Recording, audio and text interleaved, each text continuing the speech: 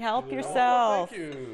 You guys are probably starving. Awesome to get together again. At least once a year, a small support group gathers to remember a terrible event and to heal. Well, it's a lot of emotion. Yeah, it brings up a lot of emotion. They're survivors, in many ways, of a floatplane accident that occurred 9 years ago in the Gulf Islands, and they've drawn strength from each other. It was like a lifeline to be able to get together and be able to share together. 65-year-old Barbara Glenn lost her husband in the crash and barely survived herself. If I didn't have this, if I didn't ever get to know Francois as a person and just harbored a grudge toward him and couldn't forgive him, it would my life would be totally different. Francois St. Pierre was the pilot of the Sierra Beaver floatplane that on November 29, 2009, stalled and crashed shortly after takeoff from Saturna Island. All 8 on board survived impact, but the plane started to sink.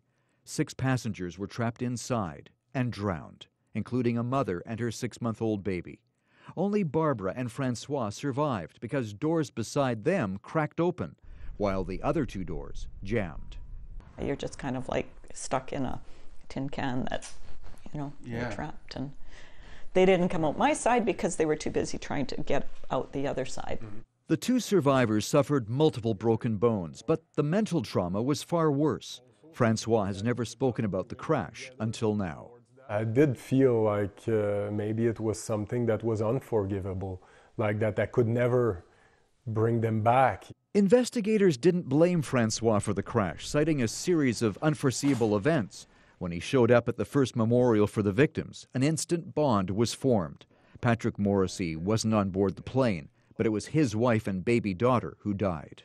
Even though that I wasn't a survivor, I still feel I was in the battlefield with them. Absolutely. Because you feel like you're, because you're all wounded from it, and it's the wounds that we're all grappling with together. It's like battle scar that we carry, and no matter on which side of the front we were, we continue to be present for each other. The regular get-togethers allow the healing process, the forgiveness and the friendship to grow. I think it's just the fact that now we're survivors, but we're friends. There's real love there, and how do you ever give up on that? After investigating the Saturna tragedy, the Transportation Safety Board made 2 key safety recommendations: that floatplane operators install rapid emergency exits, such as pop-out windows, and that passengers be required to wear personal flotation devices, or PFDs, during flights. 9 years on, the industry regulator, Transport Canada, still hasn't brought in those changes. It's time to get on with it. Now, the chair of the Transportation Safety Board is calling for action because people keep drowning.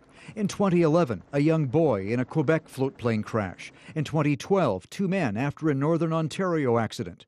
This summer, 5 people died in 2 crashes in BC and the Northwest Territories. We're seeing some of the same types of issues recurring over and over again, and that's why we feel it's so important to take action quickly. CBC News has learned the delay has been due, at least in part, to pushback from the floatplane industry. Documents obtained under Access to Information show in 2011, an industry stakeholder group urged Transport Canada to reject rapid emergency exits, citing prohibitive cost. The regulator backed off. In 2016, the industry complained about the cost of mandatory PFDs.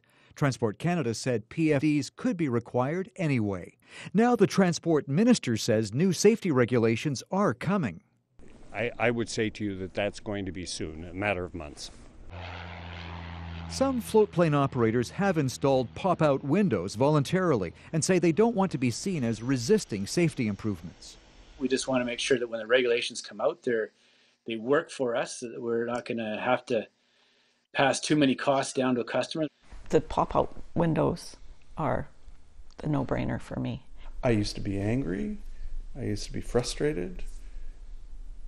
Now I'm just sad because how many more have to die?